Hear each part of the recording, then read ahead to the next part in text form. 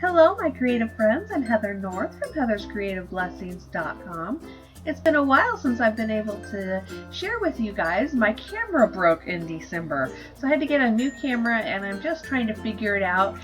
So I thought I would take you along today just to my stamp table and see what I am working on, and I'll share a little bit more with you.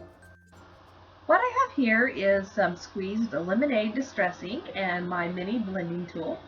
I'm just sponging it onto a piece of Basil marshmallow cardstock. And I almost cut this part out of the video because I didn't end up using the sponge piece. But then I thought I'm going to leave it in and just talk to you a little bit about my creative process with this card. I had an idea in my head. Have you ever had that happen? Something I wanted to turn into paper, and I was not able to make it work. It just, I tried several different things. Some I liked. I tried, well, let me back up. I wanted a deep dark purple and a bright gold or yellow.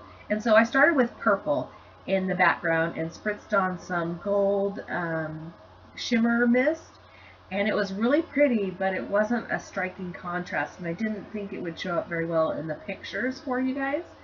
So then I tried the opposite. I did yellow in the background and spritzed on purple, and ooh, it was an ugly, muddy, brown, yucky mess.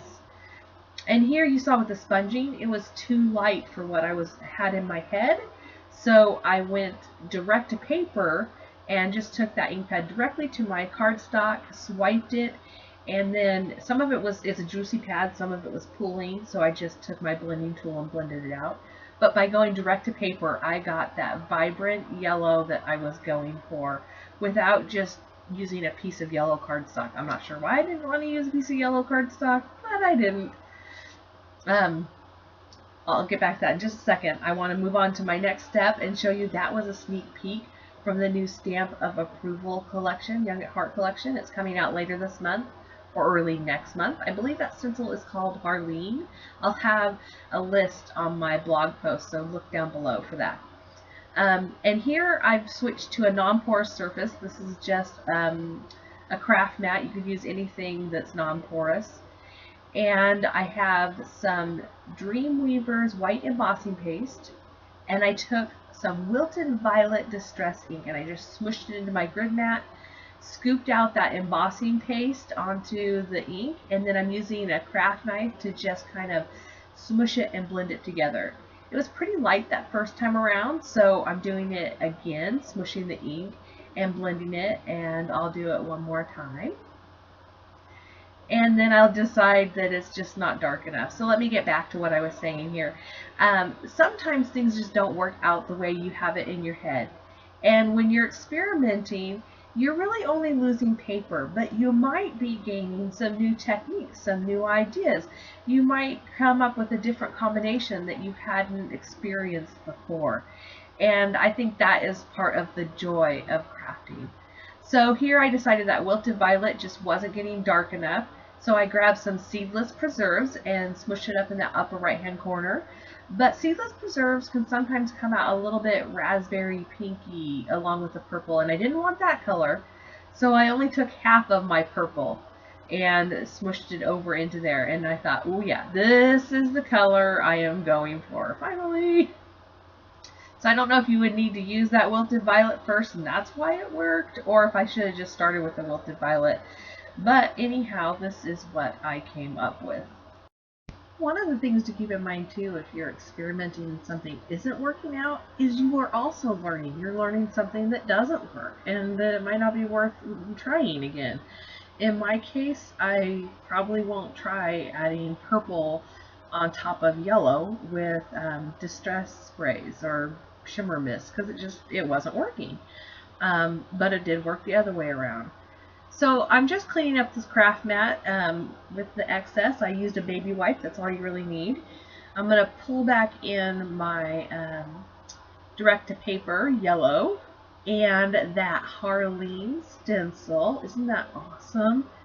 I'm so excited for this new collection. I have just fallen in love with it. There's so much you can do with it. I haven't even scratched the surface of it yet.